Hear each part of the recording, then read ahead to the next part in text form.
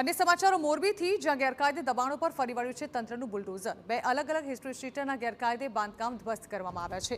સરકારી જમીનમાં ગુનેગારોએ ગેરકાયદે બાંધકામ કર્યું હતું। બંને આરોપીઓ વિરુદ્ધ અનેક ગંભીર ગુનાઓ પણ નોંધાયેલા છે, ત્યારે પોલીસના ચુસ્ત બંદોબસ્ત વચ્ચે તંત્ર દ્વારા કાર્યવાહી હાથ ધરવામાં આવી।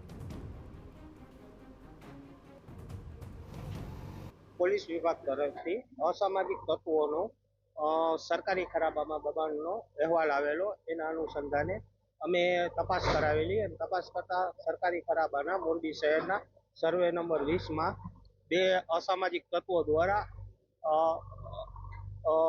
અલગ અલગ બે મકાનો, જેનું ક્ષેત્રફળ આશરે 10 બાય 10 એટલે 20 ચોરસ મીટરના બે દબાણો હતા। તે દબાણો દૂર કરવાનું કાર્યવાહી આજે હાથ ધરેલ છે।